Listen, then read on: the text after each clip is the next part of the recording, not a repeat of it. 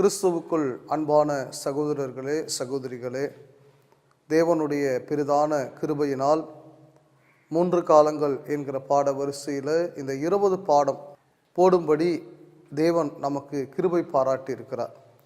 விசேஷமாய் இதை பிரசங்கங்களை எல்லாம் தொடர்ந்து கேட்ட எங்களை உற்சாகப்படுத்தி கொண்டிருக்கிற, எங்களுக்காக ஜெபித்து கொண்டிருக்கிற ஒவ்வொரு அன்பானவர்களுக்கும் நாங்கள் இயேசு கிறிஸ்துவின் இனிய நாமத்தினாலே வாழ்த்துதலை சொல்லுகிறோம்.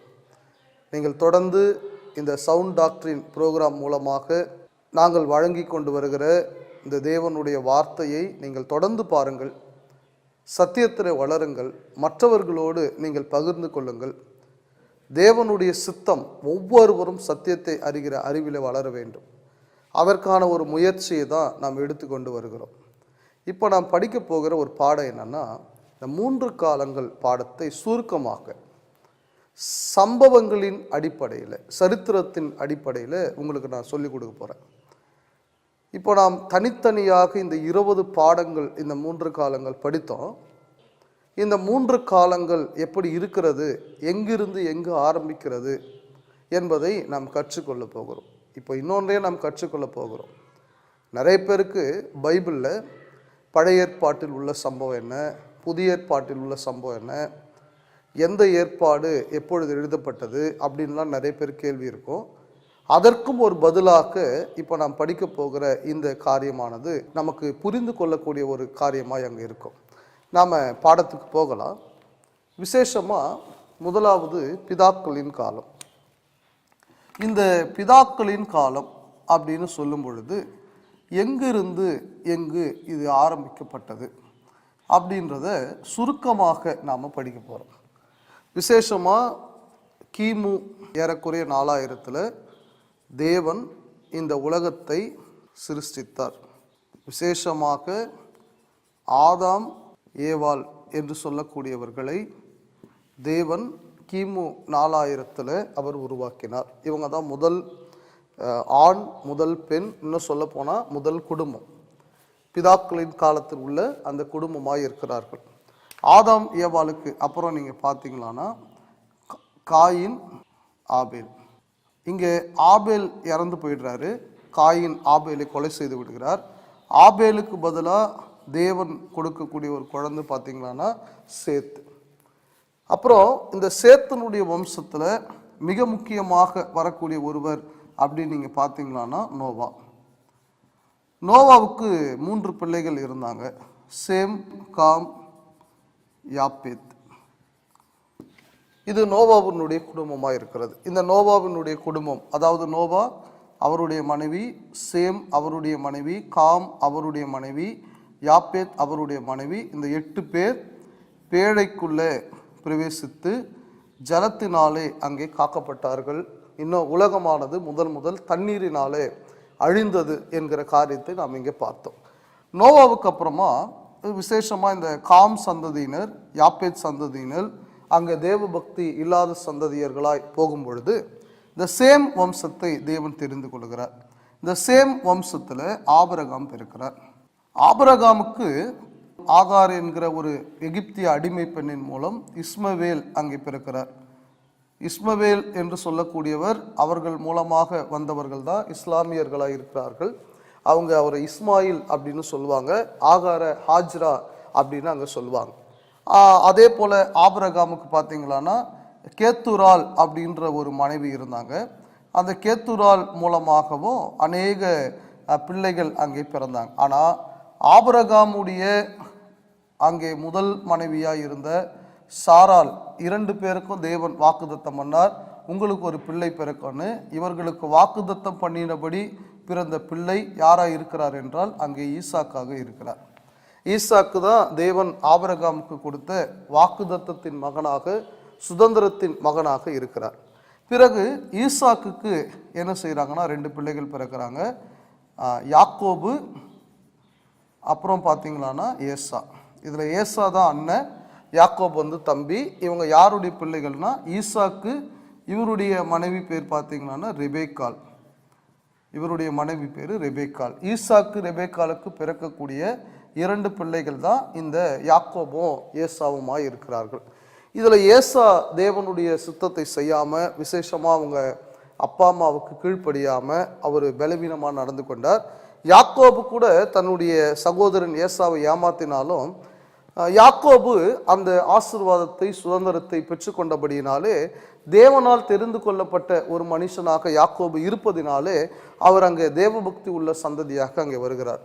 யாக்கோபுக்கு பிறகு நீங்க பார்த்தீங்களான்னா, யாக்கோபுக்கு அங்கே 12 பிள்ளைகள் இருந்தாங்க. இந்த 12 பிள்ளைகள் அப்படின்னு நீங்க பார்த்தீங்களான்னா, ரூபன், சிமியோன், லேவி, யூதா, தான், காத், ஆசேர், நப்தலி, இசக்கார், செபுலோன், யோசேப்பு, பென்யமின் போன்ற 12 பிள்ளைகள் இந்த யாக்கோபுக்கு அங்கே இருந்தார்கள். அப்போ யாக்கோபினுடைய பிள்ளைகள், விசேஷமா இந்த யாக்கோபுக்கு பார்த்தீங்களான்னா தேவன் இஸ்ரவேல் என்ற பெயரை இட்டார். அப்போ யாக்கோபினுடைய இந்த 12 பிள்ளைகள் இன்னும் அவர்களுடைய வம்சம் இஸ்ரவேலர்கள் என்று அழைக்கப்பட்டார்கள். அப்போ யார் இந்த இஸ்ரவேலர்கள் அப்படின்னா, இந்த யாக்கோபினுடைய 12 பிள்ளைகளுடைய சந்ததிகள் இஸ்ரவேலர்களாக இருந்தார்கள். சரி, அதுக்கப்புறம் நீங்க பார்த்தீங்களான்னா யோசேப்பின் காலத்தில், யோசேப்புன்றவர் வேற யாரும் இல்லை, இந்த யாக்கோபினுடைய 12 பிள்ளைகளிலே 11வது மகன் தான் இந்த யோசேப்பு. இந்த யோசேப்பினுடைய காலத்தில் இந்த இஸ்ரவேல் மக்கள் ஏறக்குறைய இவங்க ஒரு 75 பேர், அப்போஸ்தலர் நடபடிகள் புத்தகத்தின் அடிப்படையில் 75 பேர் இவங்க என்ன செய்கிறாங்கன்னா எகிப்து தேசத்துக்கு போகிறார்கள் ஒரு பஞ்சத்துக்காக. யோசேப்பு எகிப்து தேசத்தில் அங்கே மிக பெரும் அதிகாரியாக இருந்தார். அதிகாரியாக இருந்ததுனால அங்கே இஸ்ரவேல் மக்கள் அந்த ஏறக்குறைய அந்த 75 பேர் அங்கே பஞ்சத்துக்காக எகிப்து தேசத்துக்கு போகிறாங்க. ஆனால் நாளடைவில் அந்த எகிப்து தேசத்தில் அவர்கள் அடிமைகளாய் மாறுகிறார்கள். எத்தனை வருஷம் ஏறக்குறைய அவங்க எகிப்து தேசத்தில் இருந்தாங்க அப்படின்னா 430 ஆண்டுகள் அவர்கள் எகிப்து தேசத்தில் இருந்தார்கள். அவர்கள் உண்மையாகவே எகிப்தியர்களால் கொடுமைப்படுத்தப்பட்டார்கள், அங்கே தண்டிக்கப்பட்டார்கள். அதை தாங்க முடியாத அவங்க தேவனிடத்தில் தொடர்ந்து ஜெபித்து கொண்டு இருந்தாங்க. தேவன் அவர்களுடைய ஜெபத்தை கேட்டு அவர்களுக்குள்ளேயே இருந்த ஒரு மனுஷனாகிய மோசேயை அங்கே ஏற்படுத்துகிறார். மோசேயை தேவன் தெரிந்து கொண்டு இஸ்ரவேல் மக்களை அந்த எகிப்தின் அடிமைத்தனத்தில் இருந்து விடுதலையாக்கும்படியாக அங்கே பார்வோன் இடத்தில் அனுப்புகிறார். மோசேக்கு உதவியாக அவருடைய சகோதரன் அண்ணன் ஆரோன் என்ன செய்கிறார்னா அவரோடு கூட போறார். அப்போ மோசே போய் முதல்ல பார்வோன் கிட்ட கேட்குறாரு, என் ஜனங்களை விடுதலையாக்கணும்னு கேட்குறாரு. ஆனால் விடுதலையாக்க முடியாதுன்னு சொல்லிடுறாரு. இதில் இன்னொரு முக்கியமான விஷயம், யோசேப்பின் காலத்தில் எகிப்துக்கு போகிற வரைக்கும் தான் இந்த புத்தகம் ஃபுல்லாக நீங்கள் பார்த்தீங்கன்னா ஆதியாகமம் புத்தகத்தில் இந்த சம்பவங்கள் எல்லாம் இருக்குது. எகிப்தின் அடிமைத்தனத்தில் இருந்து இவங்க போகிற காரியங்கள் எல்லாம் யாத்திராகமோ, லேவியராகமோ, எண்ணாகமோ, உபாகமும் போன்ற புஸ்தகங்களில் இந்த சம்பவங்களை எல்லாம் நீங்கள் பார்க்கலாம். அப்போ மோசே பார்வோன் இடத்துல போய் கேட்குறாரு, நீங்கள் விடுதலையாக்கணும் அப்படின்னு அங்கே சொல்கிறாரு. ஆனால் பார்வோன் விடுதலையாக்க மாட்டேன்னு சொல்கிறார். உடனே தேவன் 10 வாதைகளை ஏற்படுத்துகிறார். இந்த 10 வாதைகளில் 10வது வாதையான முதற் பேரானவைகளின் சங்காரம் இது நடந்த பிறகு, ஆமாம் அது ஒரு முக்கியமான ஒரு வாதை, முதற் பேரானவைகளின் சங்காரம் இது நடந்த பிறகு அங்கே இஸ்ரவேல் மக்கள் விடுதலை செய்யப்படுகிறார்கள். பார்வோன் அவர்களை விடுதலை செய்கிறான். ஆனால் அவங்களுடைய விடுதலையானது கொஞ்ச காலத்துக்கு தான் அங்கே நீடித்தது. என்னாச்சுன்னா, போங்கன்னு சொன்ன பார்வோன் ராஜா மீண்டும் அவர்களை பின்தொடர்ந்து சிவந்த சமுத்திர தண்டையில் அவர்களை பிடித்தான். ஆனால் தேவனுடைய பெரிதான கிருபையினாலே தேவன் இந்த சிவந்த சமுத்திரத்தை 2ஆக பிளந்து இஸ்ரவேல் மக்கள் அந்த சிவந்த சமுத்திரத்தை கடந்து போகும்படியாக அங்கே செய்தார். இஸ்ரவேல் மக்கள் அந்த சிவந்த சமுத்திரத்தை கடந்து வந்தாங்க. கடந்து வந்த இஸ்ரவேல் மக்களுக்கு தேவன் பல விதத்தில் போஷித்தார். அதாவது மாராவுக்கு வந்தார்கள், ஏலிமுக்கு வந்தார்கள். பிறகு கடைசியாக நீங்கள் பார்த்தீங்களான்னா அவங்க சீனாய் மலை அண்டைக்கு வந்தார்கள். சீனாய் மலை இது வரைக்கும் நீங்கள் பார்த்தீங்களான்னா, அதாவது சம்பவங்களின் அடிப்படையில் இது வரைக்கும் பிதாக்களின் காலம். இந்த சீனாய் மலையில் இருந்து தான் பழைய ஏற்பாட்டின் காலம் அங்கே ஆரம்பிக்கிறது. பழைய ஏற்பாடு அல்லது மோசேயின் காலம், மோசேயின் காலம் இல்லைன்னா இன்னொரு பேர் கூட நாம் சொல்லலாம் நியாயப்பிரமாணத்தின் காலம். இந்த நியாயப்பிரமாணத்தின் காலம் என்பது இந்த சீனாய் மலையிலிருந்து ஆரம்பிக்குது. வருஷம் பார்த்தீங்கன்னா கிமு 1446. அதாவது ஆதாம் ஏவாள் உருவாக்கப்பட்ட வருஷம் அப்படின்னு பார்த்தீங்களான்னா கிமு 4000. அது அப்படியே குறைந்து கொண்டே வரும், மைனஸ்லேயே வரும். மைனஸ்லேயே வந்து கிமு 1446 தான் நியாயப்பிரமாண சட்டமானது இஸ்ரவேல் மக்களுக்கு அங்கே கொடுக்கப்பட்டது என்பதை நாம் பார்க்கிறோம். இஸ்ரவேல் மக்களுக்கு கொடுக்கப்பட்டு சீனாய் மலையில் அந்த சட்டத்தை அவர்கள் பெற்றுக்கொண்டு ஏறக்குறைய 40 ஆண்டுகள் இந்த இஸ்ரவேல் மக்கள் அங்கே வனாந்தரத்திலே வாழ்ந்தார்கள். அவர்கள் விசுவாசம் உள்ளவர்களாய் இருக்கிறார்களோ இல்லையோ என்று தேவன் அவர்களை சோதிக்கும்படியாக இந்த 40 ஆண்டு காலம் அவர்கள் வனாந்தரத்தில் இருந்தாங்க. அதன் பிறகு அங்கே அந்த வனாந்தர காலங்கள் முடிந்தது. ஏறக்குறைய அந்த வனாந்தரத்திலேயே மோசே, அப்புறம் ஆரோன், இன்னும் அநேக மக்கள் அங்கே மரித்தார்கள். பிறகு இவர்களை யோசுவா என்ன செய்கிறார் என்றால் அவர்களை வழி நடத்துகிறார். மோசே ஆரோனுக்கு பிறகு யோசுவாங்களை வழி நடத்துகிறார். சரி, நம்ம இங்கேருந்து மீண்டும் நம்ம இந்த பகுதியிலிருந்து இந்த பாடத்தை நம்ம துவங்குவோம். அதிலிருந்து இதனுடைய பாடத்தினுடைய தொடர்ச்சி நீங்கள் ஞாபகம் வச்சுக்கோங்க. அப்போ யோசுவாவில் இருந்து நாம் என்ன செய்கிறோம்னா இங்கே ஆரம்பிக்கிறோம். மீண்டுமாக யோசுவா, மோசே மரித்து விட்டார். மோசேக்கு பிறகு யோசுவா இவர்களை வழி நடத்துகிறார். யோசுவா 1ஆம் அதிகாரம் நீங்கள் எடுத்து வாசித்து பார்ப்பீர்கள் என்றால், யோசுவா புத்தகம் 1ஆம் அதிகாரத்தில் வாசித்து பார்த்தீர்கள் என்றால் தேவன் அவரை பலப்படுத்துகிறார். நான் உன்னை விட்டு விலகுவதும் இல்லை, உன்னை கைவிடுவதும் இல்லை, நீ தைரியமாயிரு, பலன் கொண்டு திடமானதாயிரு, வசனத்தின்படி மாத்திரம் நீ நட அப்படின்னு சொல்லி அவரை திடப்படுத்துகிறார் யோசுவா அவர் என்ன செய்கிறார் அப்படின்னா அந்த கானான் தேசத்துக்கு இஸ்ரவேல் மக்களை அங்கே அழைத்து செல்கிறார். கானானுக்கு அழைத்து செல்கிறார். விசேஷமாக இந்த கானான் தேசத்தில் அவர்கள் சந்தித்த முதல் ஊர் பார்த்தீங்கன்னா எரிகோ பட்டணம். அதுக்கு முன்னாடி யோர்தான் நதியின் தண்ணீரை அவர்கள் வெட்டாந்தரையாக கடந்தார்கள். யோர்தானை கடந்து எரிகோவுக்கு வராங்க. எரிகோவினுடைய மதில்களை அங்கே என்ன செய்கிறாங்கன்னா சுற்றி வந்து தகர்க்கிறார்கள். எரிகோவின் மதில்களை தகர்த்த பிறகு அவங்க எரிகோவுக்குள்ள கானானுக்குள்ள நுழைந்து கானானில் உள்ள ஒவ்வொரு ராஜாக்களையும் அங்கே சாகடிக்கிறார். அப்போ முழுமையாக கானானை வெற்றி கொள்ளுகிறார். யாருன்னா யோசுவா தலைமையில் இஸ்ரவேல் மக்கள் இந்த கானான் தேசத்தை அவர்கள் வெற்றி கொண்டார்கள். அப்போ கானான் தேசத்தை பிடித்த பிறகு நீங்கள் பார்த்தீங்களான்னா கானான் தேசத்தினுடைய அந்த வரைபடம் சும்மா ஒரு உதாரணத்துக்கு நான் உங்களுக்கு இங்கே போடுறேன் பாருங்கள். இதுதான் கானான் தேசத்தினுடைய வரைபடமாய் இங்கே இருக்குமானா ஏறக்குறைய இங்கிருந்து இங்கே வரைக்கும் அவர்கள் எல்லா பகுதியும் பிடித்துட்டாங்க. சில பேர் இந்த பகுதியில் இருந்தாங்க. கானான் தேசத்தை வெற்றி கொண்ட பிறகு 12 கோத்திரத்தாருக்கு இதில் ஒரு சின்ன ஒரு திருத்தம் என்னன்னா 12 கோத்திரத்தினுடைய பிள்ளைகள் நீங்கள் படித்து இருப்பீர்கள் என்றால் அதில் ஒரு ரெண்டு சின்ன மாற்றங்கள் ஏற்பட்டது. யாக்கோபினுடைய 12 பிள்ளைகளில் லேவிக்கு தேவன் சுதந்திரம் கொடுக்கல. அதனால இந்த இடத்தை பிரித்து கொடுப்பதில், இந்த கானான் தேசத்தை பிரித்து கொடுப்பதில் லேவிக்கு வந்து இடம் கிடையாது. இப்போ பேலன்ஸ் 11 ஆயிடும். யோசேப்பு இருந்தார் இல்லைங்களா, யோசேப்புக்கு பதிலாக யோசேப்பினுடைய 2 பிள்ளைகளான எப்ராயிம் மனாசேக்கு அந்த உரிமை போயிடுச்சு. யோசேப்புக்கு பதிலாக, அதனால் யோசேப்பு பேர் வரலனாலும் யோசேப்புக்கு பதிலாக அவருடைய 2 பிள்ளைகள் ஆக மொத்தம் 12 பேர் அங்கே வந்துடும். இந்த 12 கோத்திரத்தார், இவங்க தான் 12 கோத்திரத்தார். இந்த 12 கோத்திரத்தாருக்கு யோசுவா என்ன செய்கிறாருன்னா இந்த இடத்த சீட்டு போட்டு பங்கிட்டு கொடுத்துட்றாரு. அதுக்கப்புறம் அவங்க கானான் தேசத்தில் அவங்க சந்தோஷமாக வாழறாங்க. இதன் பிறகு ஆரம்பிக்கப்படக்கூடிய காலம்தான் நியாயாதிபதிகளின் காலம். இது வந்து நீங்கள் புத்தகங்களான நியாயாதிபதிகள், இன்னும் ரூத்து போன்ற புத்தகங்கள்லாம் நீங்கள் பார்ப்பீர்களானா அதெல்லாம் நியாயாதிபதிகளுடைய காலங்களாக இருக்கிறது. விசேஷமாக ஏறக்குறைய 15 நியாயாதிபதிகள் வேதத்தில் அங்கே வந்தார்கள். நியாயாதிபதினா ஆங்கிலத்தில் ஜட்ஜஸ். இவங்க ஏதோ தீர்ப்பு சொல்லக்கூடிய ஒரு நியாயாதிபதிகளை அவங்க இருப்பதில்லை. நியாயாதிபதிகள் பொறுத்த வரைக்கும் அவங்களுடைய வேலை என்ன அப்படின்னா இதை நாம் ஒரு சுழற்சி முறையில் நாம் பார்க்கலாம். நியாயாதிபதிகள் புஸ்தகத்தை பொறுத்த வரைக்கும் என்னன்னா முதல்ல அந்த இஸ்ரவேல் மக்கள் என்ன செய்வாங்கன்னா பாவம் செய்வாங்க. அதிகபட்சமாக அவங்க செய்யக்கூடிய பாவம் என்னன்னா விக்கிரக ஆராதனை, சிலை வழிபாடு செய்வார்கள். உண்மையான தேவனை அவர்கள் மறந்து அங்கே விக்கிரகத்தை பின்பற்றி அங்கே விக்கிரகத்தை சேவிப்பார்கள். இப்படி அவங்க பாவம் செய்த உடனே தேவன் என்ன செய்வார் அப்படின்னா அவங்கள அந்நிய ராஜாவின் இடத்துல அங்கே ஒப்பு கொடுத்துருவார். வேற யாராவது ராஜா வந்து அவங்கள என்ன செஞ்சிருவாங்கன்னா அடிமைப்படுத்திடுவாங்க. அடிமைப்படுத்தின பிறகு நீங்கள் பார்த்தீங்களான்னா அவங்க அதில் துன்பம் அனுபவிப்பாங்க, கஷ்டங்கள் அனுபவிப்பாங்க. அந்த ராஜா வந்து அவங்கள டார்ச்சர் பண்ணுவார்.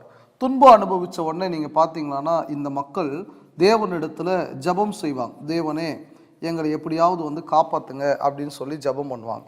அந்த ஜெபம் பண்ண பிறகு தேவன் என்ன செய்வார்னா அவங்கள காப்பாற்றும்படியாக அங்கே நியாயாதிபதியை ஏற்படுத்துவார். ஆமாம், யாராவது ஒரு நியாயாதிபதியை அங்கே ஏற்படுத்துவார். அந்த நியாயாதிபதி அவர்களை காப்பாற்றி விடுவார். அங்கே என்ன செய்வாங்கன்னா அவங்க வெற்றி அடைவாங்க. வெற்றி அடைஞ்ச உடனே கொஞ்ச நாளைக்கு அவங்க அமைதியாக இருப்பாங்க. எந்த ஒரு பிரச்சனைக்கும் போகாமல் அங்கே அமைதியாக இருப்பாங்க. மீண்டும் அவர்கள் பாவம் செய்வாங்க. இதே தான் அவங்க சுழற்சியாக செய்தாங்க. பாவம் செய்வாங்க, ராஜா கிட்ட ஒப்பு கொடுத்துருவாரு, துன்பம் படுவாங்க, கஷ்டப்படுவாங்க, அப்புறம் அதுலேருந்து ஜெபம் பண்ணுவாங்க, அந்த நியாயாதிபதி ஏற்படுத்துவார், வெற்றி பெறுவாங்க, கொஞ்ச நாள் அமைதியாக இருப்பாங்க, மறுபடியும் பாவம் செய்வாங்க. என்ன ஒரே ஒரு மாற்றம் வரனா, ராஜாக்கள் வெவ்வேறு ராஜாக்கள் வருவாங்க, நியாயாதிபதி வெவ்வேறு நியாயாதிபதி வருவாங்க. ஏறக்குறைய அவங்க இதே தான் செய்தாங்க நியாயாதிபதிகள் காலத்தில். முதல் நியாயாதிபதி ஒத்தினியல் என்று சொல்லக்கூடியது. அதுக்கப்புறம் ஏறக்குறைய நிறைய நியாயாதிபதிகள் வந்தாங்க. சம்கார், ஏகூத், எப்தா என்று சொல்லக்கூடிய ஒரு நியாயாதிபதி, ஒரு பெண் நியாயாதிபதியும் அதில் இருந்தாங்க. தெபோரால் என்று சொல்லக்கூடிய ஒரு பெண் நியாயாதிபதி. ரொம்ப முக்கியமான நியாயாதிபதிகள் அப்படின்னு நீங்கள் பார்த்தீங்களான்னா கிதியோன். ஆமாம், 300 பேரை கொண்டு அங்கே சண்டையிட்டவர். இன்னும் விசேஷத்த நியாயாதிபதின்னு பார்த்தீங்கன்னா சிம்சோன். ஆனால் என்ன, தேவன் அவனுக்கு கொடுத்த அந்த பலத்தை அவர் சரியாக பயன்படுத்தவில்லை. கடைசி அவர் பயன்படுத்தி ஏறக்குறைய 3000 பெலிஸ்தியர்களை அவர் கொன்றார் என்று நாம் பார்க்கிறோம். விசேஷமாக கடைசியாக வந்த நியாயாதிபதி அப்படின்னு நீங்கள் பார்த்தீங்களான்னா சாமுவேல். சாமுவேல் பார்த்தீங்களான்னா கடைசி நியாயாதிபதியாக அவர் இருந்தார். அந்த சாமுவேலுக்கு அப்புறமா, ஏன்னா சாமுவேல் தான் அங்கே கடைசி நியாயாதிபதியாக இருந்தார். இந்த சாமுவேலுக்கு அப்புறமா நீங்கள் பார்த்தீங்களான்னா இஸ்ரவேல் மக்கள் எங்களுக்கு ராஜா வேணும்னு கேட்டாங்க. ஆமாம், நியாயாதிபதிகள் காலம் வரைக்கும் இஸ்ரவேல் மக்களுக்கு, அதாவது கானான் தேசத்தில் வாழ்ந்த அந்த இஸ்ரவேல் மக்களுக்கு ராஜாக்கள் கிடையாது. நியாயாதிபதி பிரச்சனைனா சண்டை போடுவார் மற்ற ராஜாக்களோடு, மக்களுக்கு ஏதாவது பிரச்சனைனா தீர்த்து விடுவார், அவ்வளோதான். ராஜான்னு அவங்க ஊரில் கிடையாது. ஆனால் பக்கத்து ஊரில் இருக்கிற எல்லாருக்கும் ராஜாக்கள் இருந்தாங்க. இவங்க அதை பார்க்குறாங்க. அந்த ராஜாவுக்கு ஒரு பிறந்த நாள் வந்தால் சந்தோஷமாக இருக்கிறது, ஒரு திருமணம் வந்தால் சந்தோஷமாக இருக்கிறத பார்க்குறாங்க. அப்போ இவங்களுக்குள்ள ஒரு ஆசை இருந்தால் எங்களுக்கு ராஜா வேணும். சாமுவேல் கிட்ட போய் முறையிடுகிறார்கள், எங்களுக்கு ராஜா வேணும். சாமுவேல் தேவனிடத்தில் ஜெபிக்கிறார். தேவன் சொல்றார், அவங்க கேட்குறத நீ கொடு, ஆனால் என்னென்ன பிரச்சனை வரும்னு சொல்லுன்றார். சொன்னார், ராஜா வந்தால் இந்த பிரச்சனைலாம் வரும், அவங்க எதையும் கேட்குற மனநிலையில இல்லை, எங்களுக்கு ராஜா வேணும்னு சொன்னாங்க. அப்போ தேவன் அங்கே ராஜாக்களை ஏற்படுத்துகிறார். ஸோ ராஜாக்கள் அங்கே வருகிறார்கள், ராஜாக்களின் காலம். அப்போ ராஜாக்கள் அப்படின்னு நீங்கள் பார்க்கும்போது விசேஷமாக முதல் ராஜாவாக சவுல் அங்கே ஆட்சி செய்தார். ஆரம்பத்தில் விசுவாசமாக இருந்த அவர் போக போக தேவனுடைய சட்டங்களை அவர் மீறினார். ரெண்டாவது பார்த்தீங்களான்னா தாவீது ராஜா. மூணாவது பார்த்தீங்களான்னா சாலமோன் ராஜா. விசேஷமாய் சவுலுடைய ஆரம்ப காலகட்டத்தில் சவுலுடைய ஒரு வேலைக்காரனாய் தாவீது இருந்தார். ஆனால் சவுல் உடைய ஒரு மகளை அவர் திருமணம் செய்திருந்தார். ஆனால் தாவீதினுடைய ஒரு மகனாக சாலமோன் அங்கே இருந்தார். இந்த 3 பேரும் இஸ்ரவேல் தேசத்தை, ஒன்றிணைந்த இஸ்ரவேல் தேசத்தை, அதாவது இந்த இஸ்ரவேல் தேசம் இங்கிருந்து இங்கன்னு சொன்னோன்னா இந்த ஒட்டுமொத்த இஸ்ரவேல் தேசத்தை இவர்கள் 3 ஆட்சி செய்தார்கள் தனித்தனியாக. இதில் என்ன ஒரு விசேஷம் என்னன்னா, இவர் ஒரு 40 வருஷம் ஆட்சி செஞ்சார், தாவீது ஒரு 40 வருஷம் ஆட்சி செஞ்சார், சாலமோன் ஒரு 40 வருஷம் ஆட்சி செஞ்சார். இவங்களுடைய ஒட்டுமொத்த வருஷம் ஆட்சி செஞ்ச வருஷம் அப்படின்னு நீங்கள் பார்த்தீங்கன்னா 120. ஏறக்குறைய தாவீதினுடைய ஆட்சி காலம் கிமு 1000 அவருடைய ஆட்சி காலமானது இருந்தது என்று நாம் பார்க்கிறோம். அந்த காலகட்டத்தில் தான் இவங்க 3 பேரும் அங்கே ஆட்சி செய்தாங்க. இப்போ இந்த ராஜாக்கள் காலத்துக்கு அப்புறமா நீங்க பார்த்தீங்கன்னா சாலமோனுடைய ஒரு மகன், இந்த சாலமோனுடைய மகன் அவர் பேர் ரெகோபயாம். இந்த ரெகோபயாம் அவருடைய மோசமான ஆட்சியினாலே ஒன்றாக இருந்த இந்த இஸ்ரவேல் தேசமானது, இப்ப பாருங்க, இந்த 12 கோத்திரம் இந்த இஸ்ரவேல் தேசமானது அங்கே ஆட்சி செய்து கொண்டிருந்தார்கள். இந்த ஒன்றாக இருந்த இஸ்ரவேல் தேசமானது இப்படி 2ஆ பிளந்து விட்டது. நீங்க புரிஞ்சுக்கிற மாதிரி சொல்லணும்னா, ஒரு காலகட்டத்தில் இந்தியா பாகிஸ்தான் ஒரே நாடா இருந்தது. அப்போ 1947 பாகிஸ்தானும் இந்தியாவும் எப்படி 2ஆ பிரிந்து போனதோ அதே போல ஒன்றாக இந்த இஸ்ரவேல் தேசமானது 2ஆக பிரிந்து போனது. விசேஷமா 12 கோத்திரங்களா மொத்தமா இருந்த இவங்க 10 கோத்திரமா அங்கே மேலையும் கீழே 2 கோத்திரமாக அவர்கள் பிரிந்து போனார்கள். அந்த கானான் தேசமானது பிரிந்து போனது. மேலே 10 கோத்திரம், கீழே 2 கோத்திரம், அப்படி அவங்க பிரிந்து போனாங்க. யாருனால்னா ரெகோபயாமனால பிரிஞ்சு போனாங்க. இப்போ மேலே உள்ள அந்த 10 கோத்திரம் அவங்க ஊருக்கு என்னன்னு பேர் வச்சுக்கிட்டாங்கன்னா இஸ்ரவேல் அப்படின்ற பேரே வச்சுக்கிட்டாங்க. ஆனால் கீழே இருந்த அந்த கோத்திரங்கள் பார்த்தீங்களான்னா யூதான்னு பேர் வச்சுக்கிட்டாங்க. இஸ்ரவேலுக்கு தலைநகராக சமாரியா இருந்தது, யூதாவுக்கு தலைநகராக எருசலேம் இருந்தது. இவர்களுடைய முதல் ராஜாவா சாலமோனுடைய வேலைக்காரன் ஒருத்தர் இருந்தார். அவர் பேர் யெரொபெயாம். அந்த யெரொபெயாமை இவங்க ராஜாவா தேர்ந்தெடுத்துக்கிட்டாங்க. ஆனா யூதா மக்களுக்கு இந்த ரெகொபெயாமே அங்க ராஜாவா இருந்தார். இப்போ இதுக்கப்புறம் என்ன நடந்தது பார்த்தீங்கன்னா, இஸ்ரவேலில் ஒரு ராஜா வருவார், யூதாவில் ஒரு ராஜா வருவார். இப்படியே இந்த ஒன்றா இருந்த அந்த இஸ்ரவேல் தேசமானது அங்கே இஸ்ரவேல் என்று அங்கே 10 கோத்திரமோ, யூதா என்று 2 கோத்திரமுமாக பிரிந்து இங்கே ராஜாக்களும் மாறி மாறி வந்தாங்க. இதுல இன்னொரு விஷயம் என்னன்னா, இந்த இஸ்ரவேல் தேசத்துல விசுவாசம் உள்ள ஒரு ராஜா கூட வரல. வந்த எல்லாருமே தேவனுக்கு விரோதமானவர்களாய் வந்தார்கள். ஆனா யூதாவில் அப்படி இல்லை.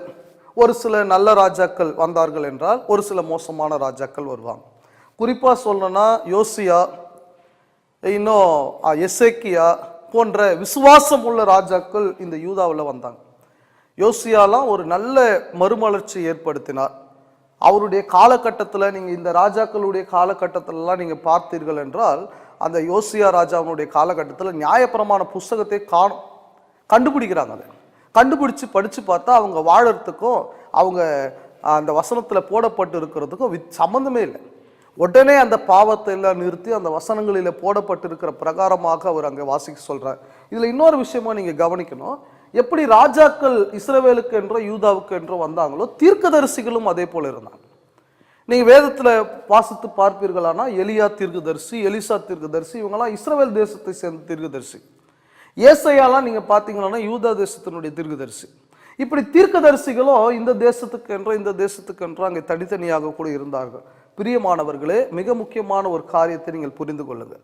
விசேஷமா இந்த இஸ்ரவேல் தேசம், அதாவது மேலே இருந்த அந்த இஸ்ரவேல் தேசமானது கிமு 922 இந்த 10 கோத்திரம் அடங்கிய இந்த இஸ்ரவேல் தேசமானது கிமு 922 அசீரியா ராஜாவான, அசிரியா தேசத்தினுடைய ராஜாவான சல்மனாசேர் என்று சொல்லக்கூடிய ஒரு ராஜா இந்த 10 கோத்திரம் அடங்கிய மேலே உள்ள அந்த பகுதியான இஸ்ரவேல் தேசத்தை அடிமைகளாக பிடித்து கொண்டு தன்னுடைய ஊருக்கு கொண்டு போயிட்டார். ஏறக்குறைய அந்த மக்களை அவர்கள் எல்லாரையும் அங்கே கொண்டு போய்விட்டார். அங்க இருக்கிற அசிரியாவில் இருந்த மக்களை கொண்டு வந்து இங்க சேர்த்துட்டார். நீங்க புதிய ஏற்பாட்டின் காலத்துல படிக்கும்போது யூதர்கள் சமாரியர்களோட சம்பந்தம் கலந்துருக்க மாட்டாங்க. ஏன் தெரியுங்களா? இப்படி இங்க கலந்ததுனால. ஏன் இந்த மக்களை கொண்டு போகும்படி தேவன் அனுமதித்தார்? அவங்க அவ்வளோ விக்கிரக ஆராதனை செஞ்சாங்க. தேவன் விட்டுட்டார். தேவனுக்கு விரோதமாய் வாழும் பொழுது அவர் கைவிடுவார். அதனாலதான் அந்த மக்கள் சொந்த தேசத்தை விட்டு கிமு 922 அங்கே அசிரியா தேசத்துக்கு அங்க போயிட்டாங்க. அவங்க திரும்பி வரவே இல்லை. மிகப்பெரிய ஒரு வருத்தமாய் போனது. அதே போலதான் இந்த யூதா மக்களும் தொடர்ந்து அவங்க பாவம் செய்ததுனால கிமு 586 பாபிலோன் ராஜாவான நேபுகாத் நேச்சார், இந்த நேபுகாத் நேச்சார் அவர்களை பாபிலோன் தேசத்துக்கு அடிமைகளாக கொண்டு போறார். யாருன்னா இந்த 2 கோத்திரத்தார்.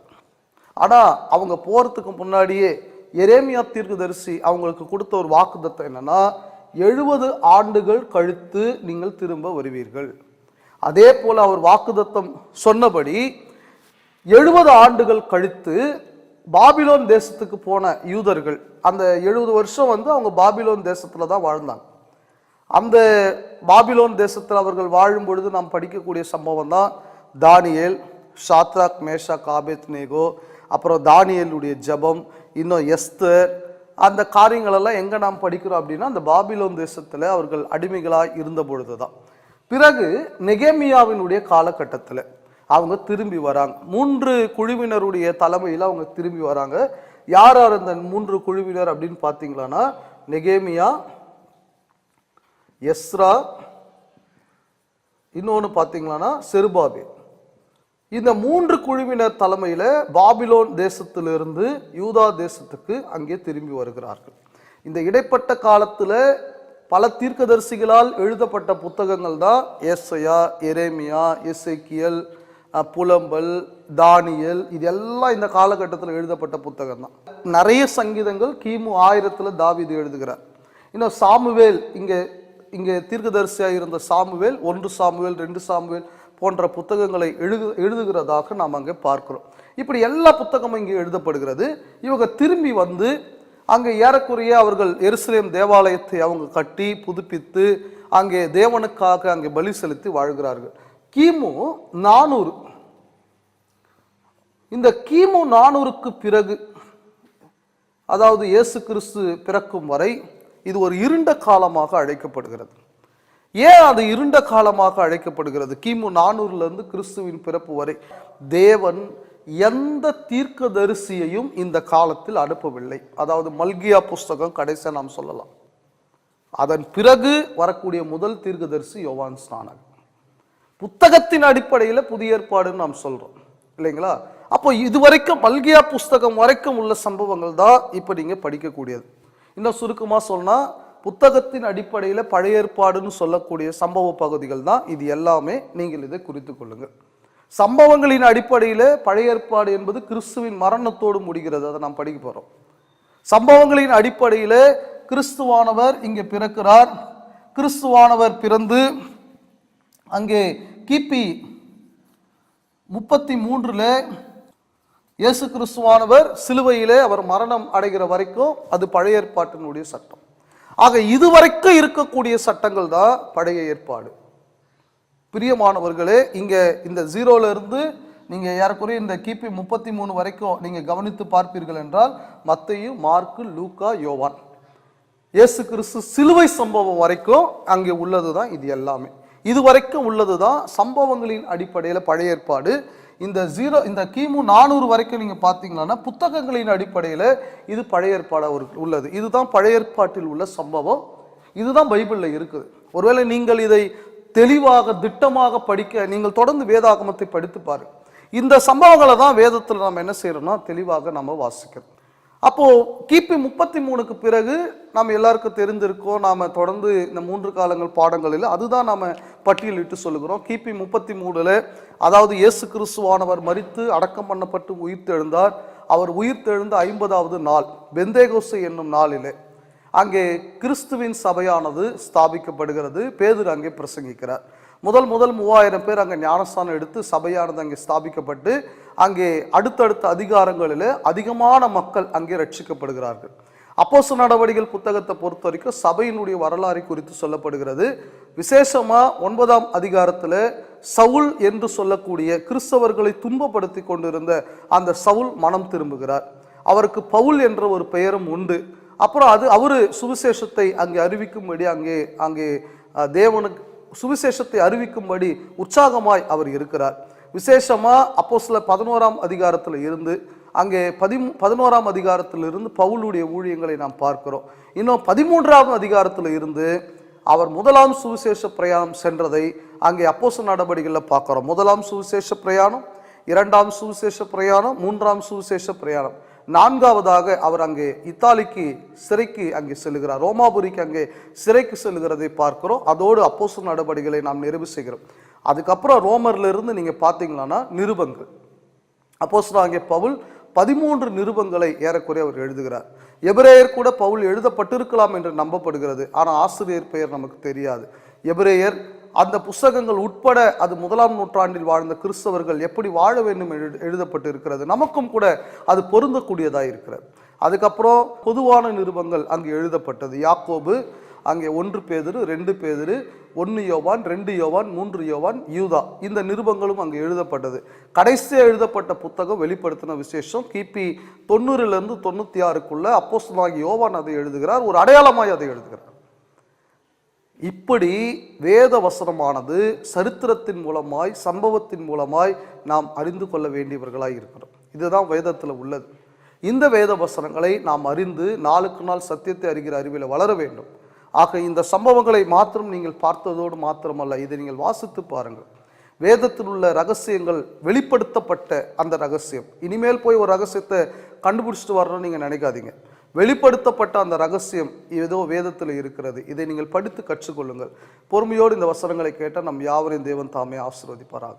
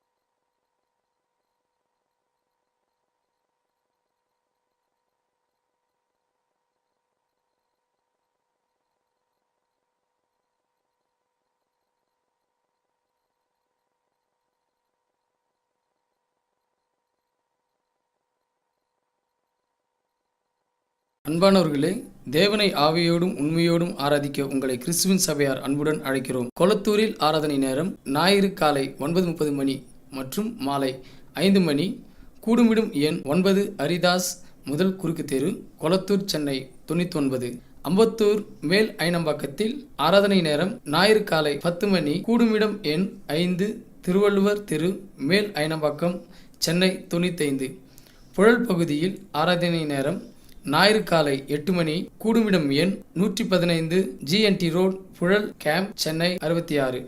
நீங்கள் ஆராதனையில் பங்கு பெற்று தேவனுடைய ஆவிக்குரிய ஆசீர்வாதத்தை பெறும்படி அன்புடன் அழைக்கிறோம்.